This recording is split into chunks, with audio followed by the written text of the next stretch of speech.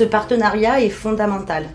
La sécurité et la santé du travail est une de mes priorités. Et j'ai envie de dire, Dr Sourdé est aussi là pour moi en tant que directrice, puisque je porte quand même un gros bateau. Être directeur d'EHPAD aujourd'hui, je tiens à le préciser, n'est pas tâche facile, qu'on a beaucoup de pression et qu'en toute confidentialité et discrétion, elle reste aussi à mes côtés pour mon bien-être.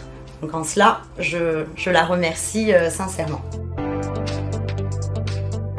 Je suis Audrey Noël, la directrice de l'EHPAD Corian-Valpré située donc à Aubagne. Je suis l'heureuse directrice de cet établissement depuis 1 an et demi. Nous accueillons 94 résidents, des personnes âgées, fragiles, vulnérables, en perte d'autonomie. Pour accompagner nos résidents au quotidien, nous embauchons 65 salariés en CDI, sans compter les nombreux vacataires qui nous aident à couvrir les besoins au quotidien, surtout dans un secteur d'activité marqué par de fortes tensions en ressources humaines. Donc vraiment une équipe, que ce soit vacataire ou en CDI, qui nous permet d'avancer. Donc dans notre travail, nous avançons avec des fonctions administratives, techniques, logistiques, soignantes, bien évidemment, avec une réelle crise au niveau du recrutement des aides-soignants diplômés, mais aussi infirmiers. On a différents types d'échanges avec Mylène Noël. Soit à travers des réunions,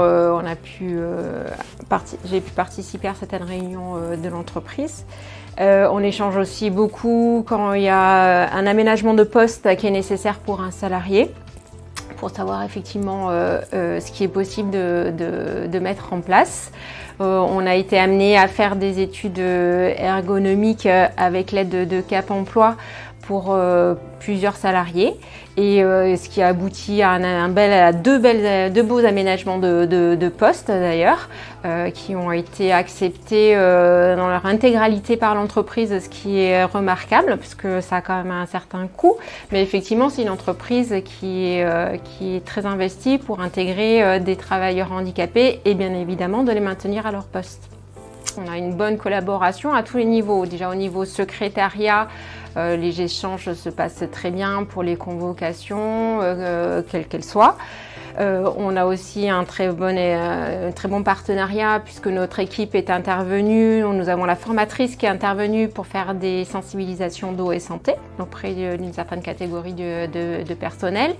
On a aussi notre conseiller en prévention qui a pu intervenir pour faire des études de poste, de travail.